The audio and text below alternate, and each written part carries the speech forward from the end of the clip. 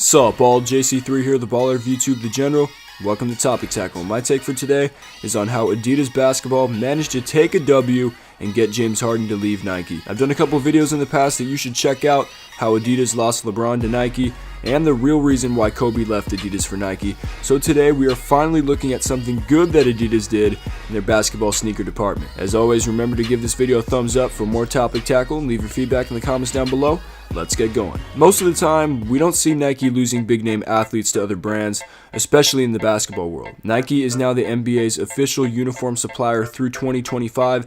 Every jersey has the swoosh in the prominent upper right front corner, and every sock has the swoosh on top. Nike's basketball lineup prominently features KD, LeBron, Kyrie, and PG, which is stacked. But here's an interesting fact. If James Harden wins the MVP this year, which he's favored to do, 3 of the last 4 regular season MVPs will not have been Nike athletes. In a Nike-dominated league, where it was reported 3 years ago that 72% of players wore Nike or Jordan shoes, the 2 that got away must be a small but nagging thorn in their side. These 2 players are Steph Curry with Under Armour and James Harden, who is now making waves with the brand with the 3 stripes. Oh, this old Foot Locker commercial with Steph and James both sporting the swoosh. You know Nike certainly wishes that was still a reality to this day. But Harden signed a 13-year, $200 million deal with Adidas in the summer of 2015, one in which Nike did not match. Why didn't they? Well, Harden was entering his 7th season at the time, still without a signature shoe, and according to sportingnews.com, if it hadn't happened for Harden yet,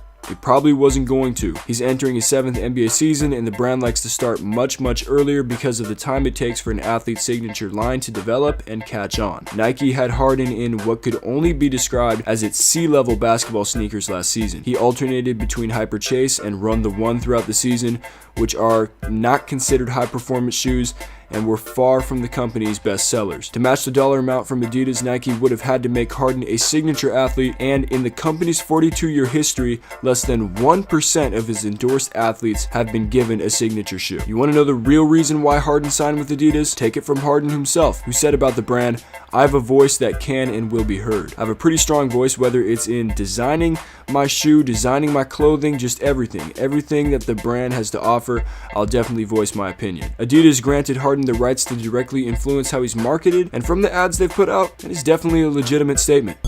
Come on, Harden. What if I was all defense, no offense? You want me to put my game in the box? Boring. The Harden Volume 1 was well received by the general public, and it featured premium materials like a Boost midsole, prime knit, and either leather or suede in the forefoot. Due to Harden's interest in fashion and sense of style, the Volume 1 are shoes that the public could wear to hoop in or wear out on the streets casually. Adidas introduced another iteration of the Volume 1 line called the Volume 1 Lifestyle this past summer. These featured a full prime knit upper with Boost cushioning. Lonzo Ball proved that you could also wear the Volume 1 LS to hoop in, as he sported them in a Summer League game. And over All-Star Weekend 2018 in LA, Adidas released the Harden Volume 2, a completely data-driven shoe. The outsole features pods of different sizes, which are actually pressure points that the company mapped of Harden's foot in their Futures lab in Portland. They added 15% more Boost cushioning to the Volume 2 for max comfort, integrated a customizable lacing system similar to that of the Dame 3 for personalized lockdown, and introduced a new technology called Forge Fiber in the forefoot, which are TPU threaded strands that assist in lockdown for lateral stability. Adidas really was the best place for Harden to end up at. Their popular original side of the business, they could create basketball shoes that could be worn for the court or the streets,